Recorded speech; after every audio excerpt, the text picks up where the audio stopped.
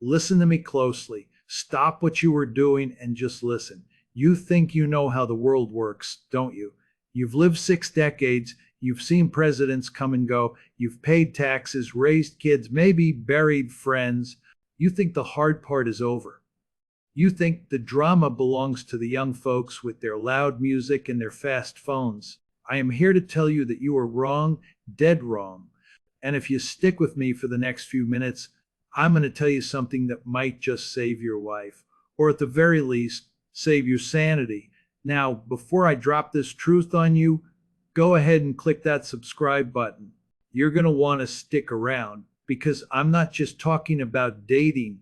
I'm talking about survival. Let's talk about being 60. When you were 20, a bad relationship was a tragedy. You cried, you drank too much beer, you wrote a sad song, and you moved on. You had time. That is the magic word. Time. You had 40 years to recover. You could lose all your money and make it back. You could break your heart and glue it back together. But now you are 60. The game has changed. The rules are different. And the penalties are severe. See, after 60, relationships aren't just about love or companionship. They become dangerous. I use that word carefully. Dangerous. Why? Because you don't have the luxury of time anymore. I want you to think about your peace of mind. It took you a lifetime to build it. You worked hard for that quiet cup of coffee in the morning. You worked hard to have your house exactly the way you like it. You worked hard to get that little nest egg in the bank. When you let someone into your life at this age, you aren't just letting in a person. You are letting in a whole history. You are letting in their health problems, their financial mess, their needy adult children, their bad habits, and their drama. And let me tell you, old people drama is worse than teenage drama. Teenage drama is loud. Old people drama is silent and expensive. I have seen strong men who weathered storms and wars, get taken down by a bad woman in their 60s. I have seen smart women who ran businesses, lose their entire savings to a smooth-talking man who just wanted a nurse with a purse. It's not cynical, it's reality. When we are young, we are rubber. We bounce back. When we are older, we are glass. We might be beautiful, we might be refined, but if you drop us, we shatter. And putting those pieces back together at 65 or 70, sometimes it just doesn't happen. You have to understand that your heart is physically different. Now, I don't mean the romance. I mean the muscle in your chest. Stress kills us faster now. A shouting match that used to just make you mad, now it raises your blood pressure to a place it shouldn't go. Worrying about a partner who is reckless with money, that keeps you up at night, and we all know how precious sleep is now. The danger is real because the shield is gone. You are vulnerable in a way you haven't been since you were a child. But folks, it isn't just about romantic partners. Oh no, it goes deeper than that. It's about old friends who turn bitter. It's about family members who think your retirement fund is their emergency fund. I am going to walk you through exactly where the landmines are buried. I'm going to show you how to protect your peace, your money, and your heart. Because you deserve to finish this race strong. You deserve to enjoy the sunset, not spend it arguing or crying. So, are you ready to hear the truth? Are you ready to stop pretending everything is fine and actually look at the risks? Good, because we are just getting started. You know, people love to use that fancy word, compromise. Marriage counselors love it. Friends love it. They tell you, oh, relationships are all about compromise. And when you were 30, that was true. You watched a movie you didn't like because she went to that boring office party because you needed her there. That was a compromise. It was an investment.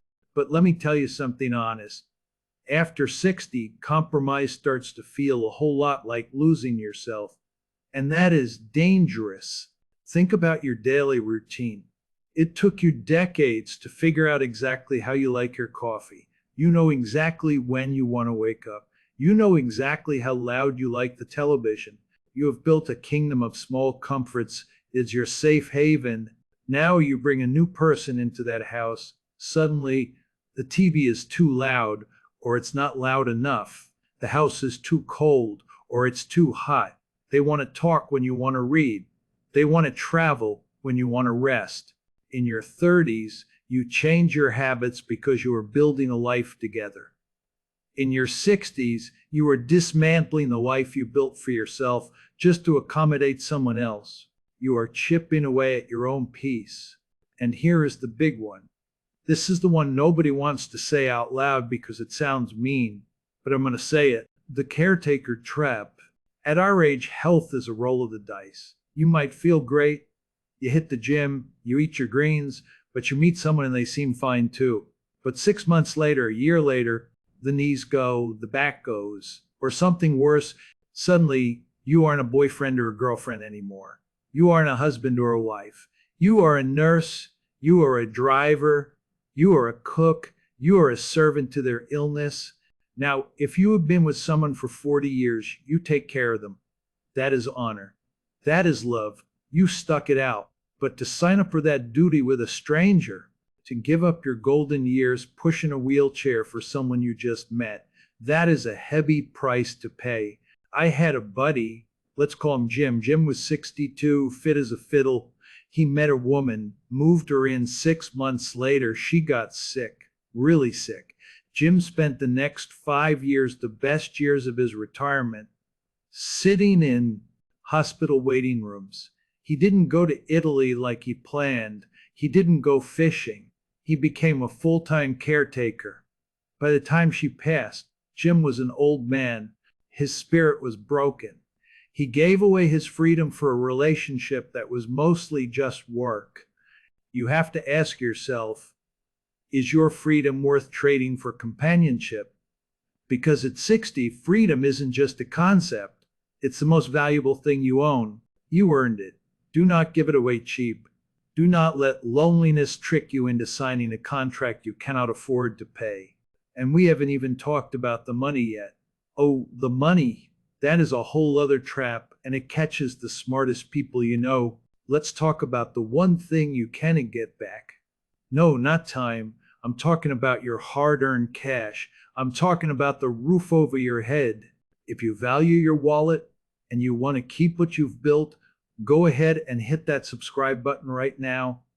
Do it before I tell you this next part, because I'm about to stop you from making a mistake that could cost you every dime you have. We need to talk about the financial trap. When you are 25 and you fall in love with someone who is broke, it's romantic. You say, oh, we will build a life together. We will start from nothing. And that is beautiful. But when you are 65, it is not romantic. It is a disaster waiting to happen. Here is the cold hard truth. You are likely on a fixed income. Maybe you have a pension, maybe just Social Security, maybe some savings, but the tap is turned off. You aren't bringing in big buckets of new money anymore. You are guarding the bucket. Now you meet someone, they are charming, they smile nice, they laugh at your jokes, but do you know their credit score? Do you know if they are drowning in debt? I have seen it happen 100 times.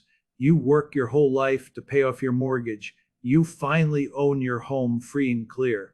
That is a feeling of freedom that is hard to beat. Then you let someone move in. Maybe they don't have a retirement fund. Maybe they have a history of bad luck. Suddenly, your electricity bill doubles, your grocery bill triples. They want to go out to dinner, but they forgot their wallet. Again, slowly, your little nest egg starts to crack. And unlike when you were 30, you cannot just work a double shift to fix it. If you lose your money now, you are in trouble, real trouble. And it's not just the partner you have to worry about, it's the family. This is the part that gets ugly. This is the part that ruins Thanksgiving. Let's say you meet a wonderful lady or a great guy. You decide to get married. You think it's our business. Nobody else is wrong. Your adult children are watching. And you know what they are thinking? They aren't thinking about your happiness. They are thinking about their inheritance. They are looking at this new person and seeing a stranger who is going to spend their money. I'm not saying it's right. I'm not saying it's fair, but it is human nature. When you bring a new partner into the mix after 60, you are inviting war. You will have your kids versus your new spouse. You will be stuck in the middle, trying to play peacemaker. The phone calls will start. The guilt trips will start. Dad, why are you buying her a new car when your grandson needs braces? Is that how you want to spend your golden years? Refereeing a boxing match between the people you love and the person you sleep next to. And heaven forbid you pass away first. If you don't have your paperwork locked down tight, that new partner could take everything, and your kids, the ones you raised, the ones you worked for, could be left with nothing. Or vice versa. The new partner gets kicked out on the street by your angry kids the day after your funeral. It is a mess. It is dangerous. A relationship at this age isn't just two people holding hands. It is a merger of two corporations. And if one corporation is bankrupt, the other one goes down with it. You have to protect your assets. You have to be selfish. I know we were taught to be generous, but you cannot afford to be generous with your survival. But folks, there is a danger even bigger than money. It's a danger that happens inside your own head. It's the danger of losing your purpose. I want you to look in the mirror. Go on, really look. Who do you see staring back? Is it a man who knows what he wants, or is it a man who is scared of being alone? Before we go any further, I need you to make a promise to yourself. Promise me you won't settle for less than you deserve.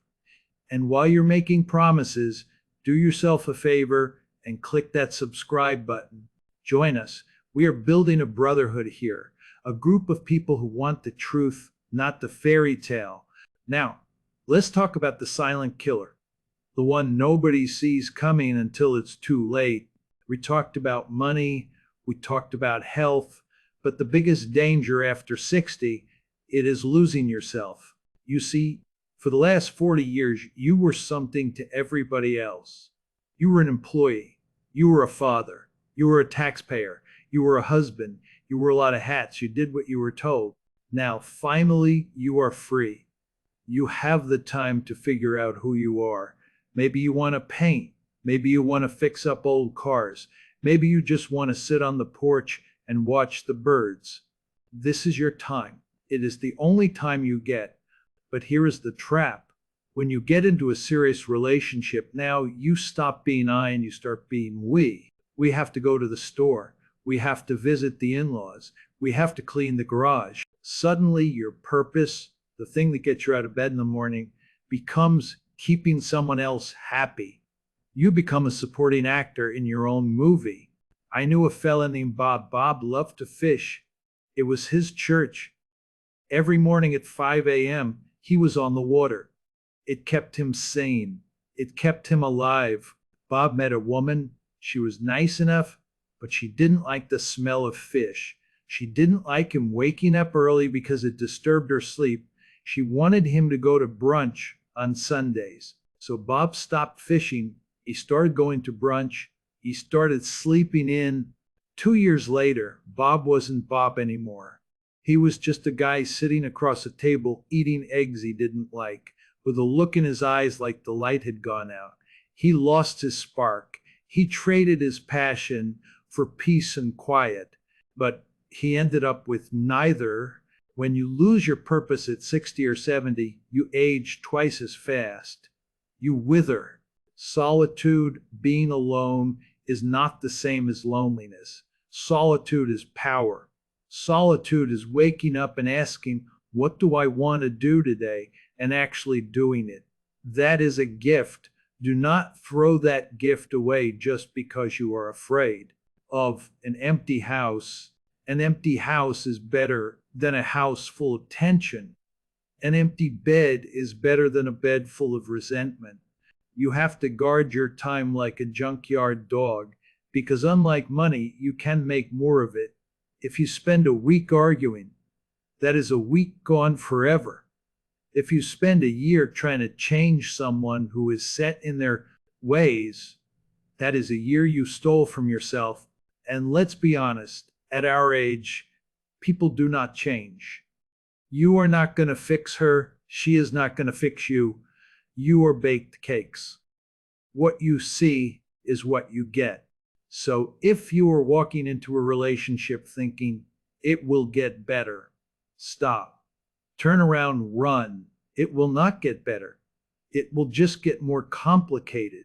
But don't worry, I'm not telling you to become a hermit. I'm not telling you to lock the door and never talk to a soul. There is a better way. There is a way to have companionship without the danger. There is a way to win. I promised you a solution. I promised you a way to win the game without losing your shirt or your sanity. So lean in close, because this is the secret sauce. If you have been nodding your head along with me this whole time, do me a favor, smash that like button and make sure you are subscribed.